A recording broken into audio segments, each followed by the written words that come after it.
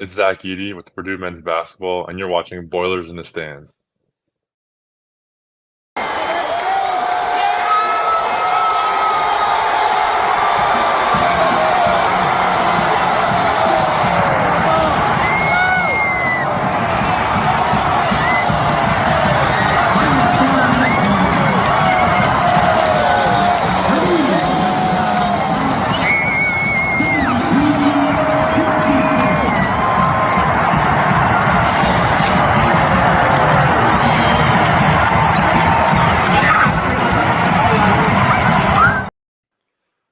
Welcome back to Boilers in the Stands. I'm your host, Joe Jackson. Joining me is Kraig Bowers. As always, we are back almost turning into October. Had the first day of official practice for Purdue basketball, which Kraig was at. So we're going to go over that. And then we have a fun little concept. We asked on Twitter at Boilers in Stands for everybody to submit their hottest take surrounding Purdue basketball this year. So we're going to go through some of those, talk about, what we think the feasibility is or not. Obviously, they're hot takes. They're not supposed to be all that reasonable, but just have some fun with that as we're counting down the days till Purdue plays their opening game, November 4th, 41 days away from as we're recording right now. Excited for that. About to get really busy. Kraig, how are you? How was practice? How's everything going? I'm good. I'm excited. It feels like basketball season is finally right around the corner now. We got to go to that first official practice yesterday, and then we got Big Ten Media Days coming around the corner. I don't know that any of us are going to get to be there, but there's going to be snippets, and we're going to learn a lot from what coaches and players kind of talk about there. But it feels like we're getting close, and I assume that 41 days is from the first official game, not the Creighton exhibition game, right? So that Creighton exhibition game is it's not going to be a real game. We learned that last year with Arkansas, right? But yes, nonetheless, it's going to provide some stuff for our eyes to kind of take in and see whether the things that we think are true or not, and give us a little fodder to talk about. So everything's coming up, man. And I'll say this, I can tell that fans are excited too. There's usually when we start a show, Joe, that number of viewers kind of is slow for the first few minutes, and it's already jumping off right now. So if you're here, hit that like button, hit the subscribe button, share the show. I know everybody's excited to get this season underway, and the more eyes we get on the show, the better for us and Purdue basketball community at large. So let's go. As Angry Purdue says, let's go. Let's do it. So we're going to jump into, I think, talking about obviously practice first, and that is where a lot of this excitement comes from. You were there. I guess I'm just going to kind of give you the runway of what did you see? There's some things that stood out, and I'm just going to kind of let you do what you got to do here. Yeah, for sure. And I see somebody putting here something about sleepers. And if you watch the sleeper show today, Greg and I had talked last night, and Greg shared some of my thoughts from practice, from a conversation that we had in that. I'm going to expand on those quite a bit kind of as we go over this without trying to take up too much time before we get to hot takes, because some of those are going to kind of play off each other a little bit for a little preview there, Joe. But just a couple of team overviews that I want to kind of talk about first is, and I try to think back to last year's practices, and I don't necessarily remember it being this way, and maybe it was, and maybe they were running the same drills, and I'm crazy.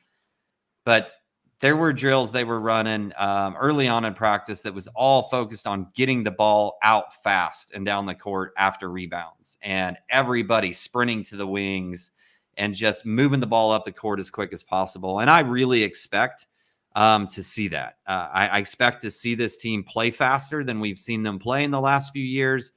Even with Jacobson on the floor, he was moving up the court really quick, Joe. I think this team can play quick. And the other thing from just a team concept standpoint is when they were running defensive drills, they were being really aggressive on the ball. And your eye would see it better than mine, but it felt like the only true drop like we saw with Zach was with Will. Even with Daniel, it felt like he was higher up maybe because of his extra mobility and just how well he can move at his size than maybe what Zach was. And then when TKR was up there, Burgess was up there. First wasn't there at practice. Somebody said he had an allergic reaction or something that day. Okay. But I mean, at level or higher, in terms of how they were guarding ball screen type stuff, it seemed like to me, and just CJ and Jakari and a little bit of snippet of what I'm going to get into with Miles were really applying a lot of ball pressure. So obviously, I'm going to let this be a lot of you talking because I was not there. I do want to jump in there, though, because those are two things that I've talked about this offseason. Specifically, if we're working under the assumption that Purdue is going to run 15 to 25 minutes of TKR at the 5 or an athletic guy next to TKR and whatever you want to do. But the two things that I talked about is like, how does that work is pushing the ball, which sounds like there was maybe an emphasis there. I think the other thing was to counter the defense of not really having a rim protector is applying that on-ball pressure, like you said, being more aggressive. Maybe we see the turnovers jump, forcing turnovers. That's not been a strong suit at all for Purdue by game plan, right? Because they just want to funnel everybody to Edey or Harms, or you can go throughout the years. But those are definitely stand out to me. Getting into some of the individual guys. Again, I'm going to kind of leave it to you on where exactly you want to go with it and who you want to go to first. I guess I'll throw it to you. I'll throw it to you like this. So I think for me, practices they're not, for me personally, they're not going to like change how I view a player too much, but they're notes in my head. Like, oh, I'm going to look for that a little bit more. Who is the player that stood out to you the most? And you're not necessarily saying they're going to be a superstar or anything, but you're just like, that's kind of interesting. Right. So I would say for context here, right, when I think all of us as media, and I've heard a little bit of backlash either from outside media or maybe fans of like, well, like, why aren't people talking about Smith and the lawyer and TKR, yada, yada, yada. And it's like, because we know who they are, right? And they're doing those same things at a super high level in practices we're watching now. Nothing's changed in that regard. Nobody like regressed. Like you went into practice and you're like, oh, TKR is still a dude. Smith is still a dude. Lawyer's still a dude. What you're kind of looking for is like, okay, what has changed in this team? Who has made a jump from last year to this year? And or the newcomers, who is standing out? So I would say for me, it's twofold, Joe, in terms of the ones that stood out the most. One being a returning player and one being an incoming player. So I'll go with the returning player first. Miles looks completely different on defense. And I know, you and I thought that was probably the thing that was holding him back the most last year on the court. But I mean, multiple times in practice, you heard coaches calling out his name, not because he was in the wrong spot. They were calling out of his name because of the defensive pressure he was applying. And if he has the athleticism to be an extremely good defender, and he's got it figured out. I'm not saying he's the most elite defender, but he knows where he's supposed to be. He doesn't think about it, and he's using that athleticism to apply ball pressure. So just from that standpoint, he stood out to me. And then he's more aggressive in terms of hunting his shot, and he's more aggressive attacking off the dribble, and that handle seems like it's improved a considerable amount. Now, late in practice when they were running drills, either Jakari or CJ, I forget which one. One of them picked his pocket, and he got kind of frustrated. So, like, it's still growing, right? Yeah, but that's what you want to see. You just want to see growth in that process. So I'll switch now to, I don't remember if it was Jakari or CJ that picked his pocket. But man, CJ just jumps off the page, and a good friend of the show, Casey Bartley, and he does his own show and he does a really great job with it. But there was multiple times me and him just looked at each other and kind of gave that big eyes look like, oh my God, like did CJ just do that? He is a legit 3-level scorer. And I knew from watching tape, and I think you did too, that he's got a really nice 3-point shot. He's got a really nice mid-range shot. But he was attacking the rim. He was going up against 7-foot guys, scoring at the rim. And the reason I comp him to Etuan, he's not the same size, maybe not the exact same athleticism, but Etuan wasn't like the fastest or the biggest jumper. Very similar to Etuan, he moves at his own pace. He understands leverage and angles and how to use those leverage and angles to still get a shot up on the rim when he's driving to the basket. And I mean, 2 or 3 times, I was like, is he really doing that? And then he'd drop it in. He'd spin it off the backboard, whatever. And I'm just like, oh, my word. This guy's a dude. I know Dylan Sin put something out on Twitter too of like, I'm ready to full stock buy in on CJ. He's there. And he's, well, do I want to go to, yeah, I'm going to go to this right now, Joe. So the one place I'm going to push back on our good friends at Sleepers on their discussion today was that the team looks really young. Okay. CJ has a college ready body. He needs to tone up maybe a little bit more in terms of just like get in the weight room and tone up that muscle. But CJ's listed at 6'3", 200 pounds. Jakari's listed at 6'3", 200 pounds. Yeah. Our starting 1 and 2 right now are listed at 6 foot 170, 6'5", 180. So like calling those guys saying that they look young to me is a little wild because they are probably the most college ready body guards that Purdue has gotten in a long time, maybe since like Jaden. Raleigh Burgess, 6'11", 240, right? Caleb is 6'10", 235, TKR 6'9", 230. Raleigh has a college-ready body. So I'm going to push back on their discussion earlier today a little bit about guys looking young or a little slight built. But that just I'm going to jump in really quick on that. I wouldn't be shocked if CJ's put on a decent bit of weight because I would never have guessed he would have been listed at 6'3", 200. My guess, like watching his AAU and high school film, I would have guessed he was like 6'1", 170 just by purely watching. Obviously, I haven't seen him in person. Not saying it's incorrect. I'm just saying like that stands out that he's listed as that. Continue. I would have guessed him at that summer workout. I would have guessed him like definitely heavier than Fletch Braden without a doubt. Like just bigger body. And that was a month and a half ago. Like I said, he needs to maybe tone up, just get in the weight room, tone up a little bit. But no, I think that body was there. And going to Jakari, since we're on that, I mean, Jakari was a standout defensively. Didn't necessarily jump off the page offensively, but man, you talk about Purdue fans loving lockdown defenders in like a Chris Kramer style. He hounded Braden a couple of times. He hounded Miles a couple of times. Like Jakari is going to be a dog. And when we think about rotations, if we know that Purdue is going to rely on TKR, Fletch, and Braden, which we think they're going to do, those other pieces around them, you may need more defensive pieces than offensive pieces. So even though CJ jumps off the page from an offensive standpoint, Jakari might be the piece, right, that they need in that lineup. And I think that's why you're high on him playing a lot of minutes. Yeah, exactly. I think it's the defensive side.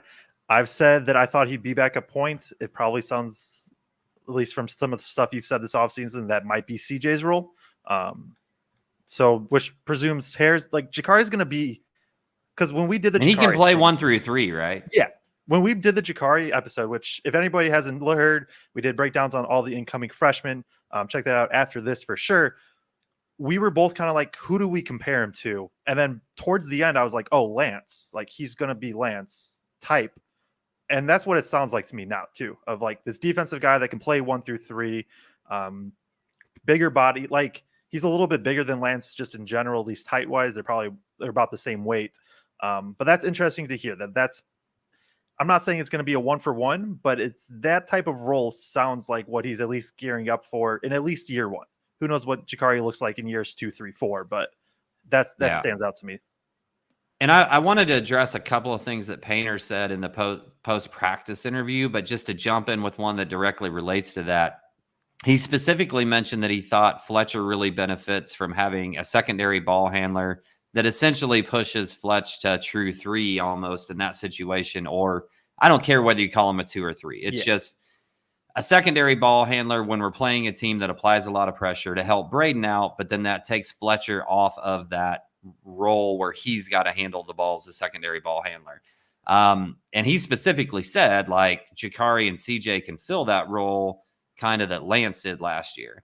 And then he said, when we play a team that doesn't apply a lot of perimeter pressure, then we can play a true small forward at that spot, which seems to lend itself to Miles. So I think we're going to see some really matchup dependent things, maybe not in the starting lineup, but just we understand from watching last year's starting lineup doesn't necessarily mean most minutes played in whatever role. So Probably the last thing I'll hit, two things real quick.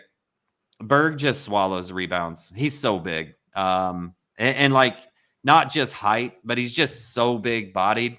Very similar to Zach in terms of his size and his weight. He's a great screener. He swallows rebounds. Good chance maybe he still gets a decent amount of minutes just to go out there and set screens, swallow rebounds. Don't worry about him necessarily as an offensive option. Jacobson is the best shot blocker in terms of what I saw in practice and kind of what Painter said. Seems a little bit raw offensively just because he's so slight-bodied right now and needs to put on quite a bit of weight. But the last guy I'll talk about a little bit is a guy that I think you and I think there's still a really good chance that he redshirts. But what I will say is if Burgess redshirts, he will be the most ready to contribute player that we've ever had redshirted. Yeah. Ever. That I can think of. Because he is extremely athletic. I'm telling you, Joe, he was knocking down threes like he wasn't even thinking about it. He hit a three in a practice drill. It wasn't a true game because they give points for causing turnovers and that type of stuff. But he drilled a three to win that game that they were playing like it was nothing. Just stepped into it and swished it. So yeah, I'm with you. I don't know where the minutes come this year, and just trying to learn the defensive system and all the offensive sets. I don't know if he gets there fast enough to earn the trust of Painter that he's going to get a bunch of minutes, but man, he's got some high upside. It's going to depend. Well, okay. If Burgess is just straight up good enough, he's going to get minutes somewhere.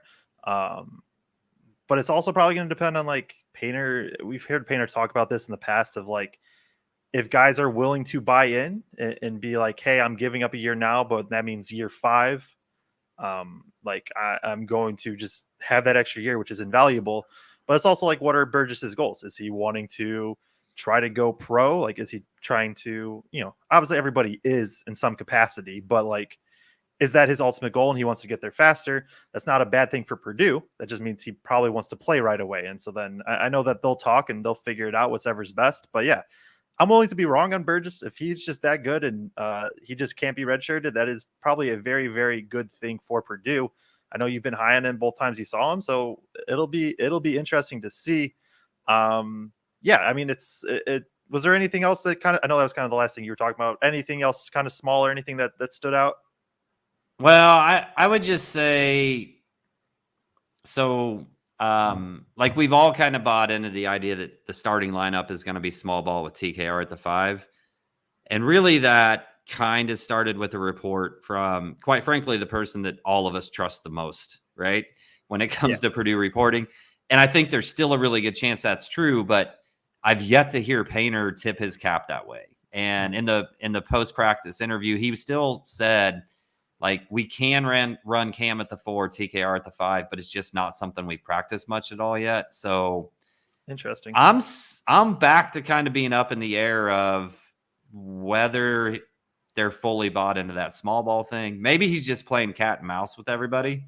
Yeah. And wants everybody to think that Purdue's going to play the traditional way, but he's not showing his hand that that's the direction he's going at all yet. That's interesting, combined with playing fast and playing more aggressive defensively. Because if you play a true big next to TKR, that takes those things away. It's not like it can be. It can still be a very good thing, but it feels like a different system. Also, it could Jacobson was running, Joe. Yeah, he was getting up and down that court. It's still just different when it's him compared to Heidi or Colvin. Right. Yeah, that'll be interesting to monitor. It could also be a scenario of they start a big and then TKR still plays 20 minutes at the 5, even though he isn't starting there. There's always that option as well. It'll be interesting to see. We'll find out. I think it's 33 days until the Creighton exhibition. So just over a month away. And then the last thing that relates to the player ranking thing that you did with sleepers. We were talking about whether TKR, where he fits in potential all Big Ten ceiling and floor and all that type of stuff. I guess the other big quote from Painter in the post-practice interviews was that he just flat out said if TKR isn't on an all Big Ten team, he'll be absolutely shocked. So he doesn't usually just drop those things Yeah. without like Painter only speaks truth in his mind. So I'm just saying, Joe. TKR is going to get the ball a lot. Makes sense. Yeah. Makes sense. So, I assume that's kind of it for I think we kind of hit it vaguely on everybody, really. Yeah, let's do some hot take time. All right. So we asked on Twitter for your hot takes surrounding Purdue basketball. If you're in the chat and you haven't submitted any, throw them in. We might get to them. We might not. We'll just kind of see how it goes from here. I'm going to throw it to you first, though. Do you have any sort of hottish take before we jump in that you're like, I don't know. I have one. I don't know how much I believe it at this point. It's my belief in it has started to wane, but I still have one. If you want me to go first. So my hot take was going to be around Burgess originally. But I just I just don't know if like there's enough time to get ready and to know everything to get significant minutes. Like know that he's going to get significant minutes before November. So I'm really leaning towards your side that he probably will decide to redshirt. So I'm going to go with this hot take that if a freshman truly grabs a role of, let's say, 15 minutes a game, that freshman will be CJ Cox. Oh, okay. I can see it. My choice would be Jakari, but I've also been very high in CJ, so I don't think it's unreasonable. Mine's one that, like I said, I think I've started to wane on it a little bit. And maybe it's just more me wishing this than actually believing it, but Caleb first plays the most minutes at the 5, not like excluding TKR, because I think TKR just gets a lot of minutes at the 5. Out of like that other group of bigs, I think first plays the most. Okay. Like I said, the belief is starting to wane a little bit throughout summer, but I do think he just could fit so well into these lineups, but we'll see. So let's get into some of the peoples that submitted them.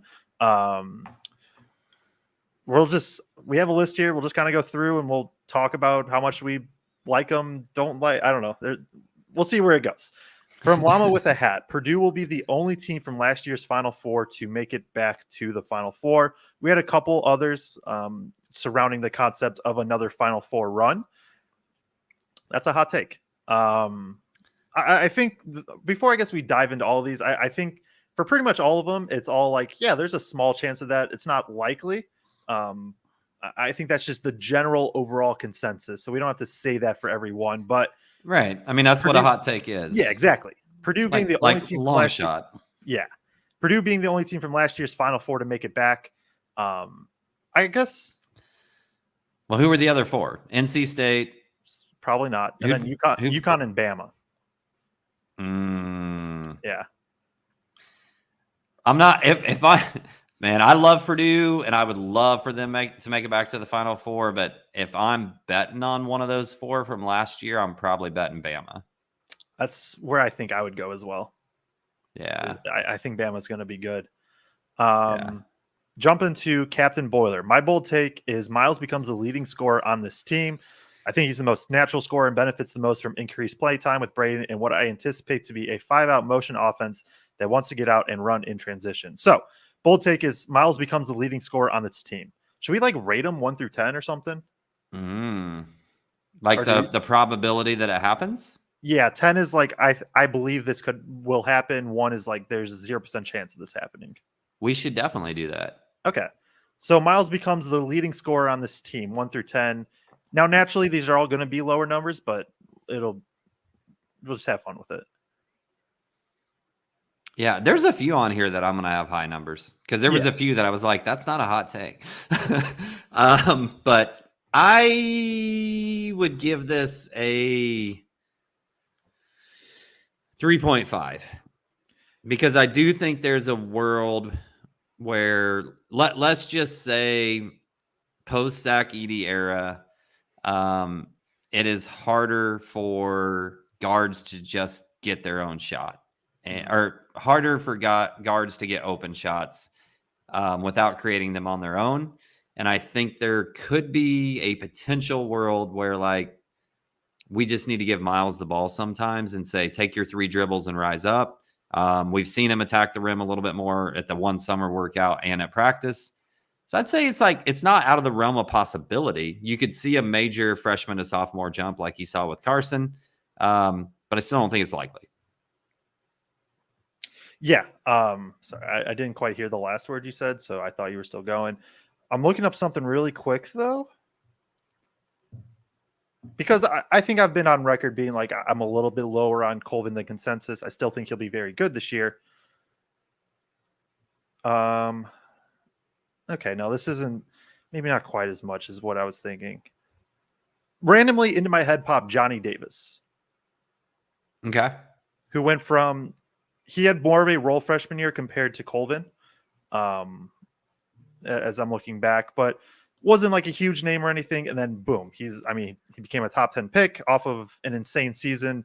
Hasn't really panned out in the pros, unfortunately, but like, I'm not saying that'll happen, but yeah, like, I don't know, something crazy like that happens. Like if Colvin's the leading scorer, then there's a good chance he could make like an all Big Ten team with that. I'm going to go like a 2, more of just like, out of all the guards who we think will get consistent minutes, I'm probably most worried about his minutes being taken by one of the freshmen. But we'll see. Captain Boiler did have a bonus take, even though he doesn't think it's a hot one. Braden becomes the school's all-time leader in assists, passing Bruce Parkinson, even though I don't think he reaches the numbers he did last season. I should have prepped and figured out how many assists he needs. But off the top of my head, I'm going to give this like a 9 because I think Braden Smith's going to have an insane year.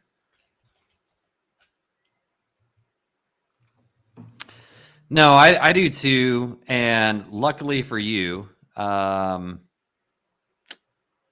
I'm assuming he's not saying this. I'm assuming he's not saying this year, right? No, I think he is. That would have to be crazy numbers. He would have to reach last year. He's at 445. Parkinson's at 690. Right. And he had 209. Yeah, he had 292 last year. So he needs 246 to break the record. Yeah, I'm sorry. I was looking at the Big Ten record of Cash's. That's what I had. I was pulling up the notes from when we did the Braden, kind of the backcourt show. Yeah, no, I think it's very possible. So I'm going to give that a 9. Yeah. I think Braden's going to rock out. I'm gonna bump that to a 10. I think it happens. I'm probably what I'm most confident in. From the Purdue B-ball guy, hot take is Jakari/Cox combo will average 12 plus points per game. I guess I'll take this one first. I won't leave you out for having an answer first for all of them. 12 combined a game, so 6 each ish. I'll give it like a 5. I think I'm pretty split down the middle. Like, I'll stick with a 5. 10. Wow, you just think they both get the roles? I do, and man, I just think CJ is going to find a way to put 8 a game in this year somehow. Even if he gets like in my mind, when CJ comes in, it's going to be like a Vinny. Shoot, what was that guy's name? They called him. Whatever. I don't remember. Old Pistons player. He would just come in and like off the bench, 6-man, and it was like just shoot. And I think CJ's role when he comes in is going to be to get buckets. So I'm sold on him averaging like 7 to 8, and then Jakari's going to get a couple here and there a game. All right, that's fair. What's up next? From Jack Gardner, Braden Smith leads Purdue in rebounding. 1. Like, I think he's an incredible rebounder, but I mean, TKR is still going to clean the glass, and with Zach not there, TKR's rebounding numbers are just going to go up a bunch in my mind. Yeah, because Smith was second last year. It was Idia. Oh, wait, that's not. He was still second. Braden was still second last year. If this was Purdue, Braden Smith leads Purdue in defensive rebounding, I would be more of like a 6 or a 7. But with how good TKR is on the glass, I'll jump to like a 2. I still think there's an off chance that he just randomly averages 8 boards a game, but especially with an increase in tempo if that's going to happen. But yeah, I'll stick with 2 for that. If it was just defensive, then maybe I would jump more. Because TKR is going to crash the offensive glass, and Braden's obviously not going to do that. That's by design. Here we go. I knew somebody watching the show would know. Vinny the Microwave Johnson. There you go. Yeah, we had a couple people that Midwest Toker, who's Johnny, also threw him in. So shout out that. From D Boiler, Will Berg has a breakout year and averages 10 and 10. I'll let you go first. 1.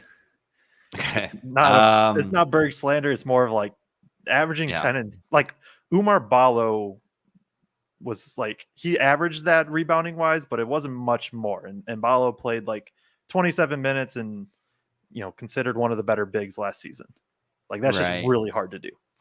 And I just think even if Purdue doesn't, like if Painter still wants to start a traditional center, I think they're going to play that small ball lineup enough minutes that Berg or Jacobson may not be on the court, and Jacobson's going to get some minutes. So like I just don't see where there's enough minutes primarily for him to get 10 rebounds. Like yeah. I'm with you there. All right. Brendan DePoy, all 5 starters shoot over 35% from 3. I'm assuming that he's thinking that with that statement that we're a small ball lineup.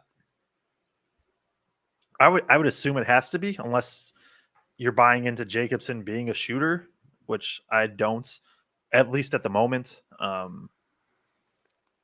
guess, Jacobson could average 35% if he takes like 1 a game.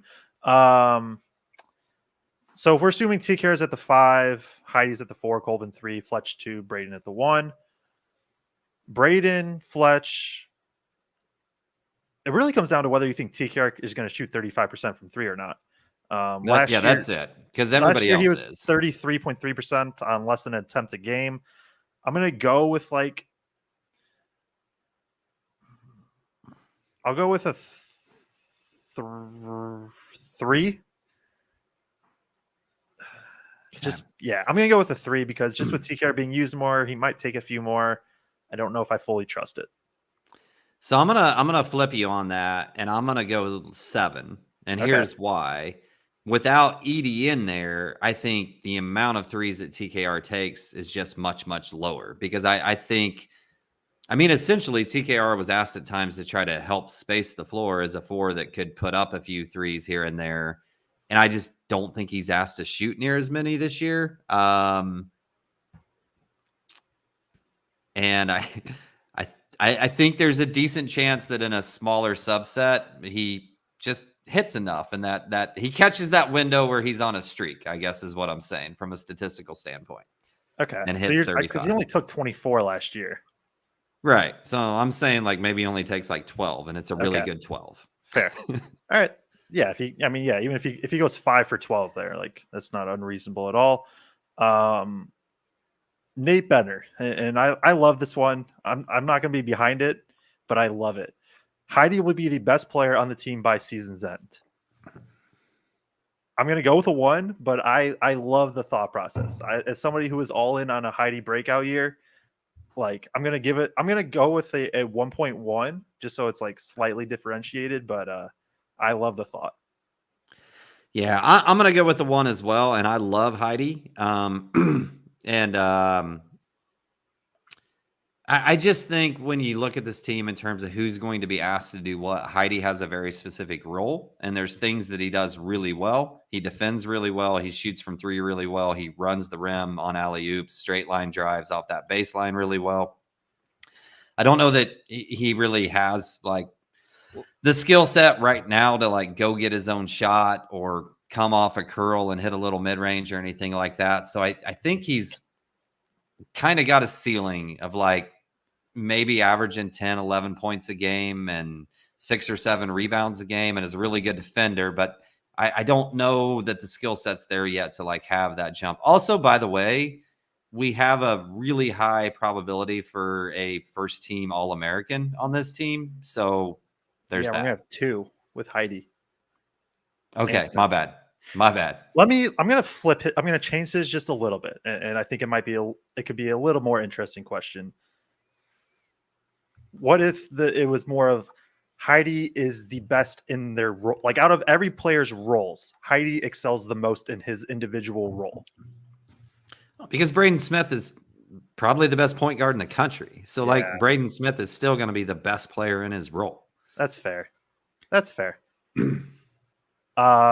Couple coming from, I'm going to move these around a little bit, but we have fine. a 3-pack from Angry Boiler Fan. Number 1, Braden will be in the 8 assist plus range. He averaged, I think, 7.5 last season. So I'm going to go with an 8. It's not a 10. Just there's still some concern of like he can't throw it to Edie every single time, but I still think he's going to be a really good point guard. So I'll go with I'm going to go to 7. Yeah. Well, when you were at 8, I was going with 7. So I'm going to stick with 7 there. I do think I don't think there's a drop off in what he does. I'm a little bit interested to see just because I feel like a few guys are going to get a little bit more run that can create their own shot, like whether it will be needed quite as much as last year. But at the same time, I think this team's going to play fast. And I think the fact that he rebounds at the rate that he does and then can just turn and go, I think he's going to – I think those assist numbers have a chance to go up just because they may run a bunch and he may get a ton off transition. Yeah. So second one from Angry Boiler Fan, Miles averages 1.1 blocks per game. Very specific. I'll throw it to you for this one first. I don't like what do guards and wings 1.1. Yeah, what do guards and wings average in blocks per game? Like what's a good number? I don't even know.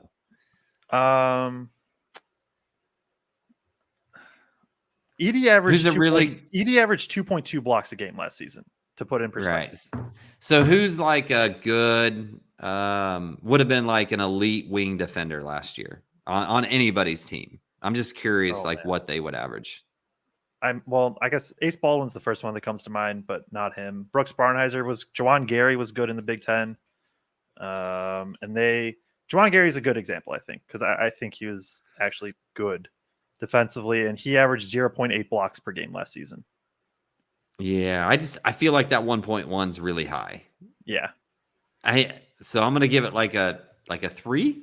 I think Miles is going to make major strides defensively. I just feel like that number's high for even really, really good, experienced defensive wings. Yeah, no, I'm with you. I'm gonna go with a 1. It's just that's an insanely high number. I get the reasoning behind it was that he's a weak side rim protector, things like that. I like the concepts, and I'm thinking, I think maybe like half a block a game or something like that is more of a reasonable number, though. Last one from Angry Boiler Fan. Also, just some stuff, Kraig, for process of the show. You want to go through these and then go through some of the chat after? Does that sound good? Yeah. Yep. Okay. I've been starring some. Yeah. Cool. All right. Last one from Angry Boiler Fan. All 5 starters in double digits scoring. Braden Fletch, Miles, Cam TKR, all average at least 10 points per game. I'm going to go with 2.5. I think that's just in general a very hard thing to do. Like, I think it's very realistic that one of them averages like, there's this very good scenario in my head of like 4 of them average 10 plus and the 5th one averages like 7 or 8 or something like that. So I don't think it's too likely. Didn't we, Joe? We did this exercise. Did we? In the off season, I'm pretty sure like earlier, going back a couple months, I'm pretty sure you and I predicted what we thought everybody would average. And I don't remember us predicting any of these 5 to average under 10. It's possible. I'm going to give it, I think this team has a chance to be extremely balanced, like the Dakota, Vince, Isaac, PJ years, except I think the point guard in this situation is a much more proficient scorer. I'm going to give it like a 6 or a 7. I think there's a good chance nobody on this team averages 17, 18. and that all 5 guys averaged between 10 and 15. Okay, that's very fair. Next one's Bucket is his name. Colvin is the team's second best player. I'll throw it to you first. Did we already have a Colvin one?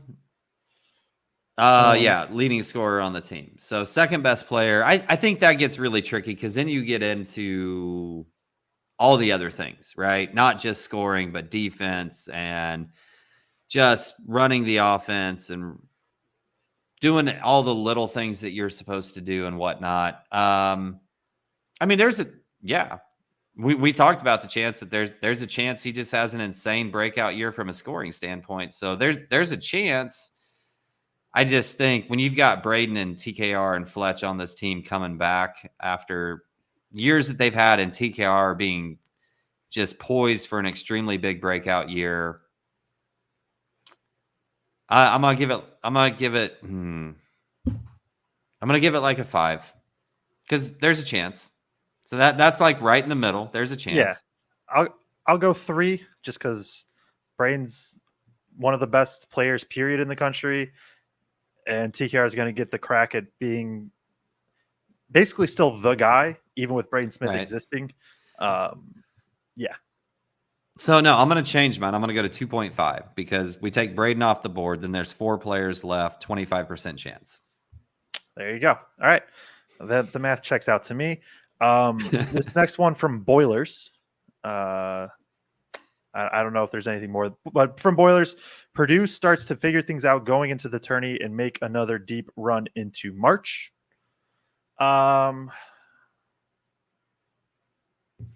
So the first part, I'm going to give like a 9. I think there's a chance this team struggles some in the non-conference, but still is like potentially winning the Big Ten. Like they just figure it out by that point.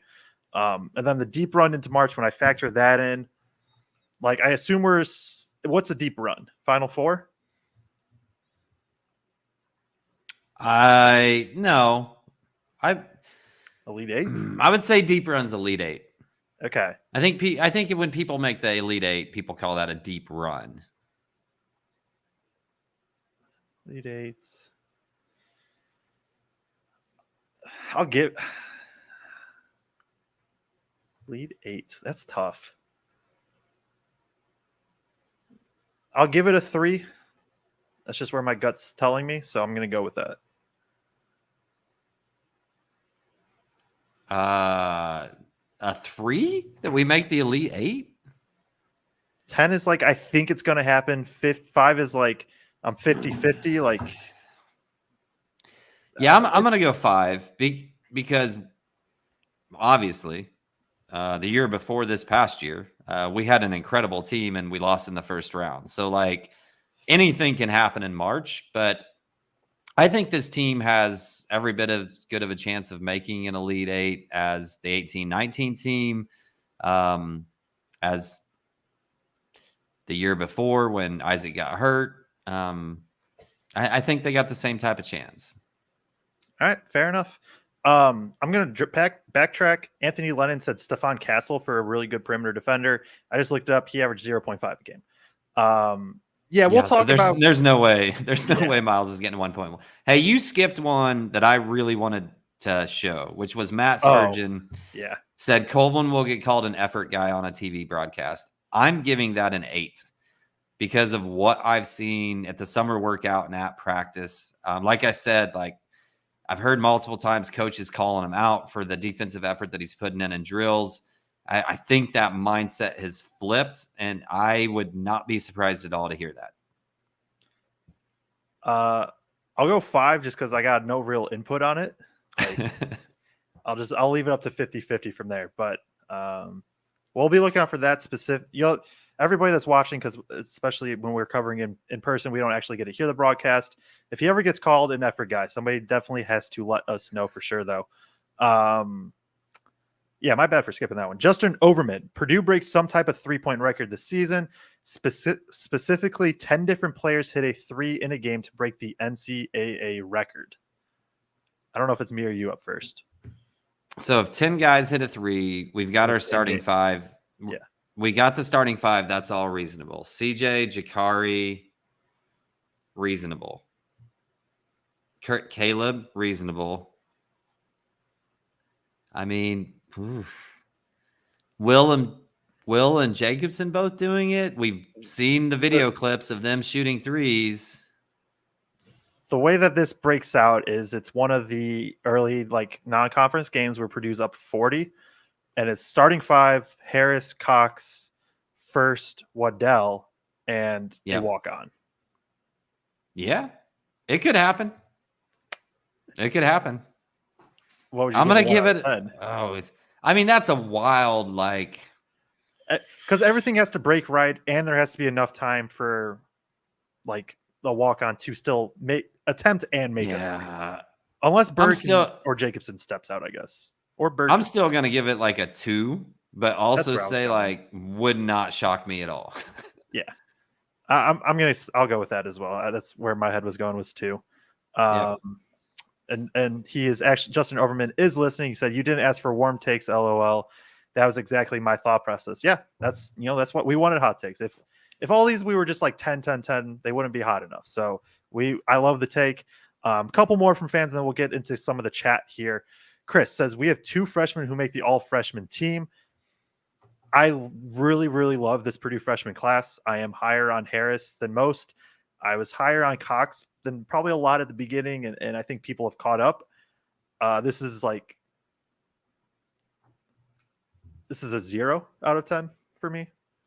Mm-hmm.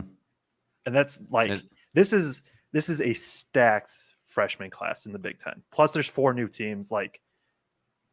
Only 5 of them make it. Yeah, Bailey and Harper would have to be. They'd have to be really bad to not make it. So now you're competing for 3 spots, basically. Yeah, and even with that said, where do enough minutes come from that 2 of them? I see CJ or Jakari. Mm-hmm. I see one of those 2 carving out a role where they're primarily backing up the 6 minutes a game Braden isn't on the floor, and the other one maybe carving out a bigger role, floating between 2, 3, whatever.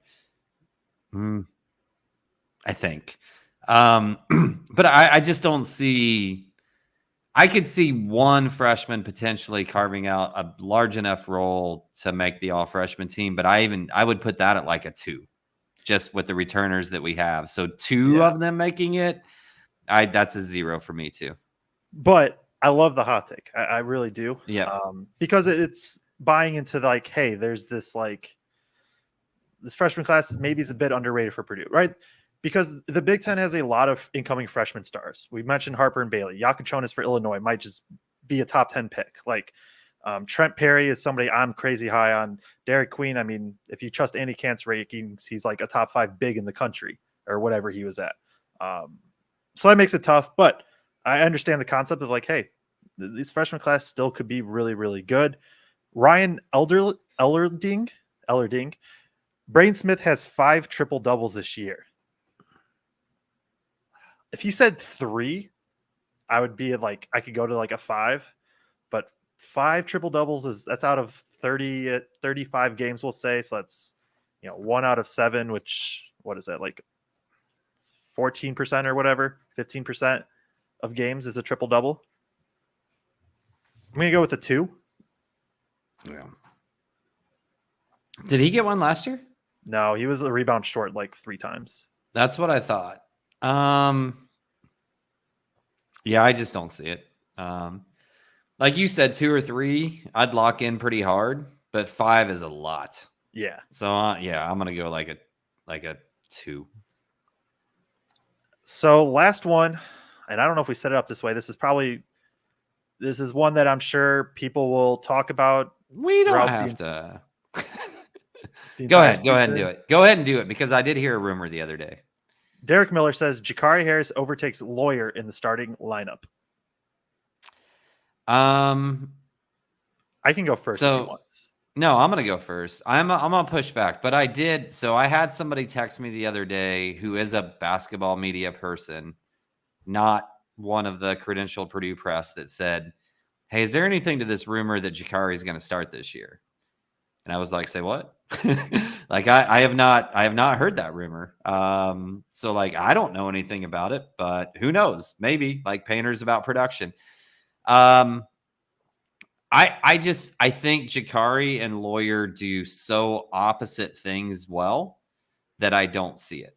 Like if we were gonna argue Jakari in the starting lineup, I think it would come at the 3. I agree. If the 3 spot wasn't playing well defensively and Painter was getting enough points from Lawyer, Smith, TKR that he really wants his 3 and 4 to be high level defenders, or whether you call Lawyer the 3 or Jakari the 3, whatever. On the flip side of that, what I would say is like the player that does things really similar to what Lawyer does, but maybe has some defensive upside, to me, that's CJ. So if you would have phrased this with CJ over Lawyer, then like I maybe could have pushed it to like a 2. But Jakari over Lawyer, I give that a 0. I'm going to go with a 0 also, and my reasoning is a bit different. With how this is phrased, right? Overtakes Lawyer in the starting lineup. 1, I think it would be Colvin if he was to jump into the starting lineup. 2 is, I think, with Lawyer having started every single game of his career, I know for sure Painter's talked about this before. I think it was the Travion Edey thing.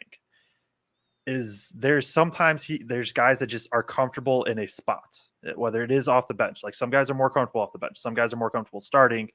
I think it would take a lot in terms of just the comfort level for Painter to be like, okay, we're going to bring Lawyer off the bench, because you don't know how that goes. And not saying Lawyer wouldn't be all bought in or anything like that. More of just like some guys are better starting, and that's what Lawyer's used to, and that's what I assume he would keep doing. I think it would take a like insanely bad Lawyer stretch for him to consider that. Now, if it's Jakari plays more minutes than Lawyer, that's one that I think I would be at least a little more open to. Of if Lawyer isn't like, if Lawyer's more of just a pure shooter and Jakari does everything else well, then I could see that scenario a little bit more. That would bump me to like a 2-3. But yeah, that's kind of where my thinking is like, I just think with how experienced Lawyer is there, I think it would take a lot for Painter to take him off that role.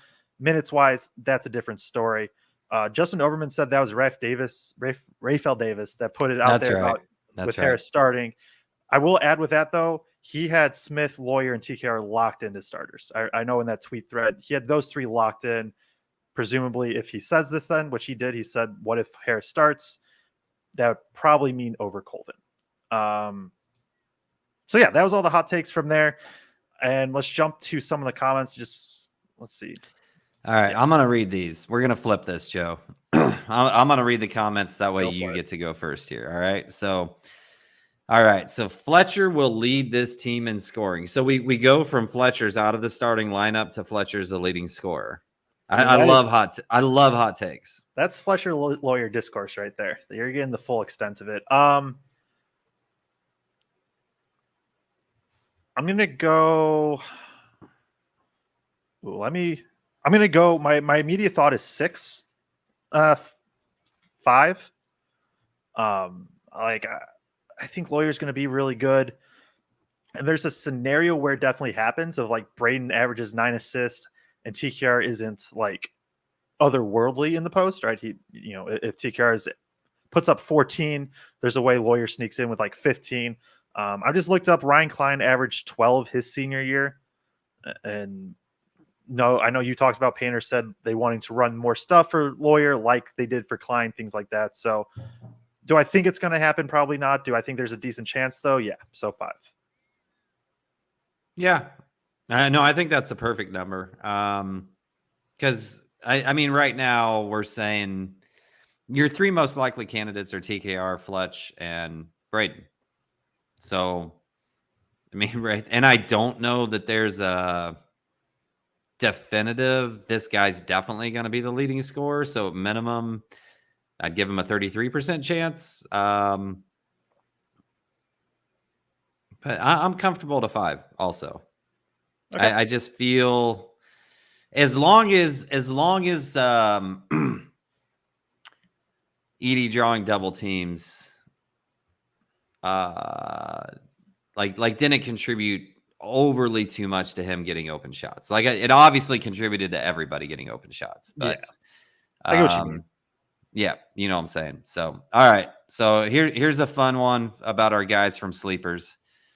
Hot take from Nicole Hoeing. At some point this season, the Sleepers guys are going to have to eat major crow to the Purdue fan base over their IU is going to be better than Purdue discourse. And I'm interested to hear your answer on this, Joe, because I know you're high on IU. Yeah, I know I shouldn't say this on a Purdue pod. Like I'm if I had to put out a power rank right now, like I do have IU above Purdue. Boo. Yeah, fair, boo me. I don't. Also, I believe I have them back to back, so it isn't like a huge gap, and I have them in the same tier. So essentially, it's going to be that Purdue is going to be better than IU. So like, I'll give it like a 4.7 of like I have IU ranked a little bit higher right now. They're not that far apart to me at all. So I'll give it like a 4.7, just a little bit below 50-50. Mm-hmm. I've got Purdue winning the Big Ten again. I've got IU second. I've not released any sort of power ranking, but to me, those are the two. And then I think there's a tier of, for me, it's Michigan State, Illinois, Rutgers, Ohio State. I'm not completely bought in on Michigan quite like some other people yet. So I think it's those two and then another subgroup after them. But I've got Purdue 1, so I'm going to go 5.3, Joe. I'm going to flip it on you there. There you go. All right. So I don't know that this is a hot take, but I've heard Fletch has really had a great summer and he's put on muscle. Well, I guess I'm the one who's seen him in person. Yeah, I don't know. So he has. I think where people, some of the media has been like, oh, I heard he put on muscle, and then they saw a picture and they're like, he didn't put on muscle. It's not overly dramatic, right? It doesn't like he's been doing P90X every day for the last 365 years. Do you even know what P90X is, Joe? Or is that too I know it's old an insane reference? workout program. Right. So yeah, I mean, he definitely has. You can see it. He's put on a little weight. He's bulked up. He's a little bit more toned up. I don't know if it's enough that's going to just jump out to the casual person. My hot take with that is that he doesn't need to. Like I've said this. I think some muscle's good. I think if he came back super bulked, I don't think that would be the best for his game, personally. And I know that's probably a hot take for Purdue fans. Right. Did you start this one? It might have been accidentally. Okay. I think this is just saying, hasn't Newbert said Fletch has been amazing all summer? I don't think anybody's not said Fletch has been amazing all summer. He's been really, really good. He's been Fletch. He's been banging down shots. He's looked really good.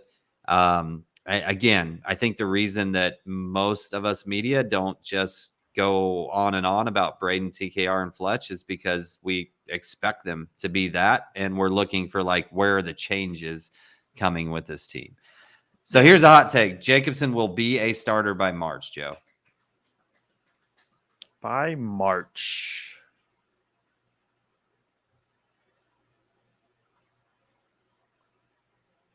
I'll give it. I feel like this is my default answer, but it's where I'm feeling for a lot of these. I'll give it a 3. And so I think it's less than a 5 because I ultimately still want to believe and still do believe that TKR at the 5 is Purdue's best lineup. So then it kind of cuts down to like, okay, if Purdue's running TKR at the 4, then who's the 5? And right, so that's Berg first and Jacobson. And so by March, as Jacobson has had a full year, that's where I could see it happening a decent bit. Like I could see it being kind of that 50-50 split. So if I initially cut it from that top half off to 1 through 5, I'm just going to split that down the middle, end up with 3. Okay. I'm going to give it a 6 strictly because I think there is, I'm going to say 50-50 chance, but I'm going to lean 6 because I think there's a chance where we just figure out that this team has to have rim protection. And to me, he's the only true rim protector. Even if he scores 4 points a game, 6 points a game, 5 points a game with major minutes, I kind of like Matt Harms, that 18-19 team with Harms. I think this team has a chance to have really dynamic scores at the guards and the wings, but still feels like it needs rim protection to be successful. Fair. Melba 937 says, who is our next glue guy? I feel like I know exactly where you're going with this, Joe, but I'll let you Camden throw it Heidi. out first. Yeah, it's Cam. Like Cam is, you and I have both had this conversation with Greg, and we did it when we talked about Cam on that rating show, is like, he's like, well, if he's not jumping and scoring, then like, why are you guys so high on him? And it's like, well, because he does everything else, right? Yeah. Like, there's nothing he doesn't do well. So I think to me that makes him the ultimate glue guy. And I think there's a really good chance he's the, third, fourth most important player on this team, but doesn't necessarily rank super high up there in terms of points scored per game. So Puke and Chimp, that is a name. That is a name. Jakari starts by December, makes all freshman team, and makes all defense team. That's like what do you call that in the gambling world? A parlay? Yeah. On me, it's a 1. The defense team is what makes it a 1. I think the starts by December and makes all freshman team is going to be more of a 2 to 4 range for me. But similar to were we talking about the all freshman team? That's what it was. When we were talking about the all freshman team, right? And with 2 making it, it's like only 5 players make it. Only 5 players make the all defense team. Ace Baldwin is going to make it. Brooks Barnheiser returns. He made it last year. Kobe Johnson has won it in the Pac-12 for like 2 straight years. He's now in the Big Ten. I just think it's more of a numbers game at that point. Like Jakari would have to be otherworldly defensively to get there. Because also, like, the quiet thing with all defense team is like the coaches I trust for the most part. Media is there like, is there only a first team? Because defense gets tough because it's like, do you value counting stats more than like production or like on-court value? But then the on-court value, it's like you have to be able to have seen everybody, and that's hard to keep up with now 18 Big Ten teams. So 1. Okay. If we let's drop the all defense team and we say Jakari starts by December, makes all freshman team, and averages 1.5 steals a game. And I said that was a parlay option. How much money would you be willing to lay down on it? 1.5 steals a game. I'm trying to see because I'm just trying to pull up some reference points in terms of steals per game really quick. Let's see. Braden averaged, I think Braden was the most in steals. He averaged 1.6 last year. Lance averaged 1.3. So the 1.5, then probably not a lot. I mean, I saw Jakari get like 4 yesterday. How many did Ace Baldwin average? Actually, I have that.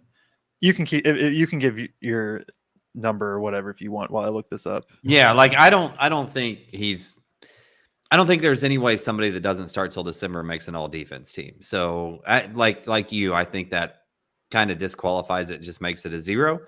I think there's an outside chance that the other 2 things could happen. That's kind of why I wanted to drop the all defense team and say 1.5 steals. If I was just going to throw the steal thing on there, I would say 3.5. Fair enough. Chant. Did I give a number? You didn't give. I asked you how much you'd be willing to lay down on a parlay. Probably be really good odds, to be honest. So I probably wouldn't have to lay down a ton. I'll probably do like $5 or $10 because I think it would pay out really well. All right. This is not a hot take. This is just my son saying hi. He's watching the show. Hi, Braden. Hope you're doing well. In Wisconsin, I hope your Badgers do better than most people are prognosticating that they will do. Did you release your podcast on them yet, Joe? No. Okay. I was going to say, so I think I told you this, but now that I'm running again, I listen to a team episode every time I go on a run. Oh, nice. But I've got to find the right. So if I'm going on a 5-mile run, I have to find like one of your 45-minute like episodes and back and forth and whatnot. But I listened to the Northwestern. Okay. Yeah. With Alex. That's the one I listened to today. So nice. Anyway. So Braden, watch for Joe's drop on Feed the Post of his Wisconsin breakdown. Last one, and then we're going to sign off of here. I know you got a 9:00 meeting, Joe. So Nicole with hot take number 2. Painter has more different starting lineups this season than he did in the previous 3 combined. This might be my favorite one yet. Because what? It was only one last year, right?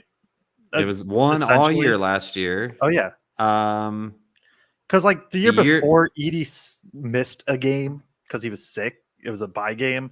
Like, we can't counting count that. No.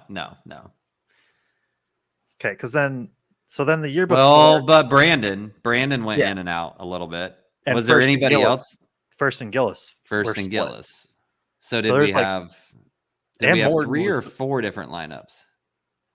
Or wait, did Morton start this? Did Morton start this year? Morton started 29. Newman started 6. Those were, and you played 35 games. And then Gillis started 15 and First started 21. So like, there was 2 positions that split. But I don't know what the overlap was. Right. If there was overlap there, you potentially have what, 4 different combinations? Yeah. What about? Let's say there's 3. Let's just say there was 3 from that one. Morton didn't start any games this year, did he? No. Everybody, because it was every single player, or the 5 started every single game. And then 3 years ago, Travion and Edie, there was that swap. Did Jaden start every game that year? It says he didn't start 2, but I believe wasn't he coming? He was. That was off injury. The foot thing. So we'll not count that. We're not count that. So then Eric Hunter started some. He started 19. Isaiah Thompson. Oh yeah, man, I forgot about that. Isaiah Thompson started 20. So those guys split. Mace Gillis and First kind of both started a bit. The only one that started every single game was Sasha. So there could be potential of what, 9 or 10 different starting lineups with all the different possible combinations in there. Yeah. So I think to summarize, for the past 3 years, I'm going to give it a 1. If you did the past 2 years, I would give it closer to like a 4. I forgot how many different starting lineups potentially there was 3 years ago. So definitely if it was the last 2 years. If it was the last 2 years, I'd probably give it like a 6 if it was the last 2 years. Because I feel like he's just going to be feeling things out. But yeah, you had that 3rd year in. There was a lot of moving around. So yeah, I'm going to give it, because that'd be like potentially 15 different routes. Yeah, no, I'm going to give basically it like a 1 every other game. 0. Right. Yep. All right. So those were the hottest takes. We will also, we will also have, I assume, like a mailbag of sorts coming up, or maybe we dive a little bit deeper into some of the questions and things like that people had. You're giving me a look. I don't know if that's about me. No. Did you see? Hold up. So Braden's saying something about Daniel Freitag. Is he a baller? Yeah, is he a baller? I think he'll be good. I'm interested to see what his role is this year when they have Cameron Hunter in. He's physically built. Like he had D1 football offers too. I think as a wide receiver, I like the vision. I think he's probably more of like a year 2 guy. He's a guy, like if things went well, he would have made last year's all freshman team, but I don't think he would make this year's still. Okay. That's where I'm at with him. All right. Anyway. So yeah, I think that's all we got. Yeah. We'll be back sometime soon. I don't know exactly our content schedule coming up. We'll see if I'm even available next week. I'm getting my wisdom teeth pulled Friday, so we'll see what happens with that for the next. Got to get it done before the season starts. So Yeah, and my mom, my 82-year-old mother, just broke her foot the other day, so I may be out watching my mom for a few days too. So Yeah. So TBD on next week, then a show. But after that, as we ramp up, I mean, mailbag, hopefully some interviews, hopefully some season previews. And then before you know it, we're going to have our first post game show against Creighton. They also have another exhibition against Grand Valley State on the 30th of October. So we're right there. We're almost right there. And then you're going to see our faces all the time in season. So appreciate everybody tuning in. Appreciate everybody giving us their hot takes for the season. That was a fun exercise to go through. Like and subscribe if you're watching on YouTube. If you're on Twitter, we do appreciate you watching. If you could head over to YouTube, it's under Brags in the Stands. You can search Boilers in the Stands as well. Subscribe, really does help us a lot. So we appreciate everybody tuning in. Going to be another fun season, and we're excited to really get back to it. We will be back sometime soonish, depending on things, and we'll figure that out, and we'll see you guys then.